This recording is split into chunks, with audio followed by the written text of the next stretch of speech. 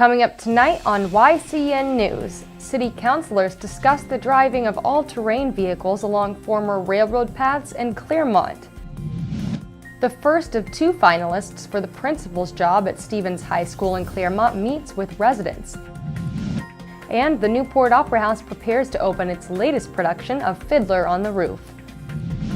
For more news, weather, and sports, it's time for YCN, your local view. Now, your daily digest of the Dartmouth-Lake Sunapee region, southern Vermont, and Windsor County. News, sports, weather, and all that is happening in our area. The news on YCN, your local view. Good evening, and welcome to this Thursday edition of YCN News. I'm Rose Spillman. Is it okay if riders of all-terrain vehicles buzz along former railroad paths in Claremont? That decision will be made next month at the May 7th meeting of the City Council. Councilors Wednesday night heard from ATV riders from Claremont, Meriden, and nearby communities. The trail in Claremont is about 2.7 miles long. Part of the trail can be seen by walkers or motorists driving along Washington Street near the Market Basket Shopping Plaza. The trail continues in a loop in woods behind and near that area. City officials do not know all of the details behind the trail's formation, which dates back 20 years. Councilors learned last night that federal and state transportation officials are looking into the trail, to the surprise of some council members. At issue is if the city has a sanctioned agreement to use the former interstate rail trail for recreational use. Riders told the council that they care for the trail's upkeep, monitor ATV users who speed, and ensure public safety. The ATVers in the audience spoke proudly of their sport. Claremont resident Arthur Adams told the board he's seen riders going at speeds upwards of 40 miles per hour on the dirt and gravel trail. His claim was struck down by a trail rider who disagreed with Adams' assessment of trail speed. The council took no action on the trail use Wednesday. They and city officials need more information from state transportation officials. The first of two finalists for the principal's job at Stevens High School in Claremont met with residents today.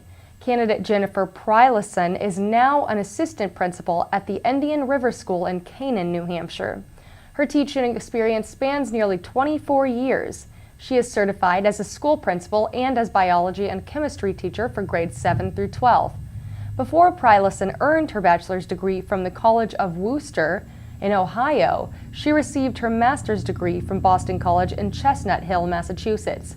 Prior to serving in Canaan, Pryleson worked for 6 years as an assistant principal at the Tucson, Arizona Unified School District. She taught high school science for 16 years in the Catalina Foothills School District in Tucson. At the University of Arizona, she was an adjunct professor in the college's teacher preparation program. Before moving to the Southwest, Pryleson chaired the science department and taught science at the Brimmer and Mary School in Chestnut Hill. Chestnut Hill is in Newton, a suburb of Boston. YCN News will follow who becomes Stevens High's next principal. On Monday, the community can meet the second finalist, Patricia Berry. Berry will meet with residents during the same time frame as Pryleson from 2 to 3:30 p.m. in the upper library of Stevens High School. Current principal Frank Sprague is retiring from that job at the end of this school year. The good folks at H.R. Clough and Kearsarge Heating Oils want you to know that their philosophy is simple. Wow 'em with our service. Their experts provide complete heating systems, air conditioning, and hot water heater installations at a fair price. They're specialists in radiant in-floor and hydro air systems. Building a new home or just replacing an old system, call for an estimate. Wow 'em with service. It's the H.R. Clough and Kearsarge Heating Oils way of doing business. Welcome back to YCN News. I'm Rose Spillman.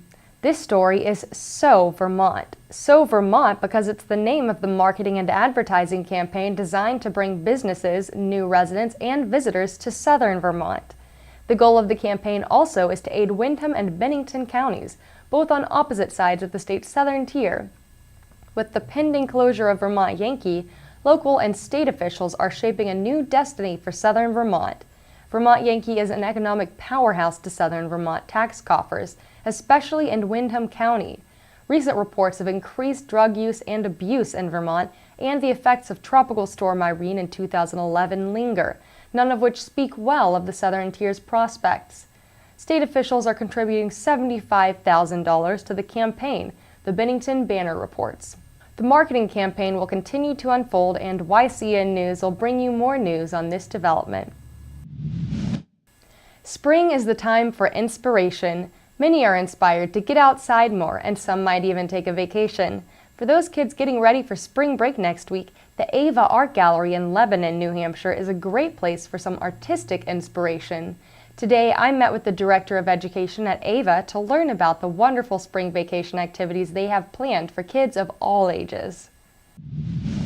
Hi, my name is Adam Blue. I'm the Education Director at Ava Gallery and Art Center in Lebanon. Our spring vacation camps coming up the week of April 14 to 18 are for ages 5 to 8, 9 to 12, and teens. For ages 5 to 8, we have in the morning Earth Day Art, and in the afternoon a celebration of birds. Earth Day Art is a program where children use their imagination with recycled materials and found objects to make sculptures. A celebration of birds is an opportunity for kids to read stories and celebrate the spring. For ages 9 to 12, we have Delights of Drawing in Pencil and Pen and Watercolor Painting, both of which are opportunities for kids to develop their skills in a playful and supportive environment. Our teen camp is Dreams and Visions. In that program, teens will be exploring identity using sculpture and their own personal mythologies. We're delighted to have you go to our website, which is www.avagallery.org, or give us a call, 603-448-3117. If you're looking for something fun to do this weekend, head over to the Newport Opera House in New Hampshire. Tomorrow will be opening night for their latest production, Fiddler on the Roof. The show begins at 7 p.m. and is guaranteed to make you smile. Filled with laughs, tender moments, and fantastic songs, Fiddler on the Roof is a show everyone should see at least once. The story follows a devout Jewish man, Tevye, on his journey dealing with the changes to society and tradition as he raises 5 unique daughters. If you can't make opening night tomorrow, performances continue on Saturday night at 7 p.m. and Sunday afternoon at 2 p.m.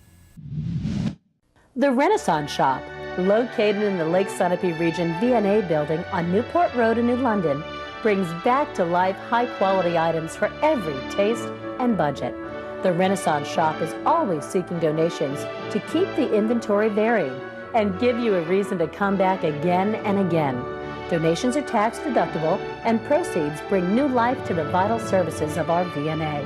The Renaissance Shop, new beginnings to more than you can imagine. Welcome back to YCN News. I'm Rose Spillman. Now Matt McDonald will have a look at our weather for the next 5 days, and you'll take a look at some local college sports. Thanks, Rose. Tomorrow will be partly cloudy with highs around 63 degrees and lows in the mid-40s.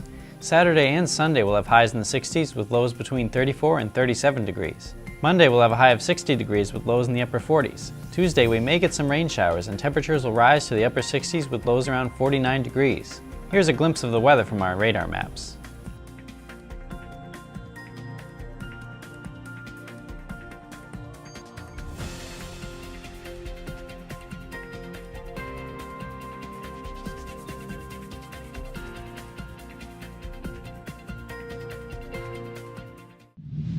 Now let's see what's coming up on our community calendar.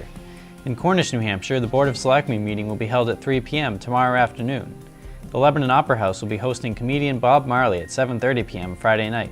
In Vermont, the Emmanuel Episcopal Church in Bellows Falls will have a performance by the Blanche Moise Chorale at 8 p.m. tomorrow night. Remember, you can submit local events from your community by sending them to news@ycnnow.com. The highlights are in for the Colby Sawyer women's lacrosse game at Castleton yesterday. The Colby Sawyer Chargers fell to the Castleton Spartans 15-3 as part of the North Atlantic Conference. The Chargers' record fell to 2 wins and 7 losses.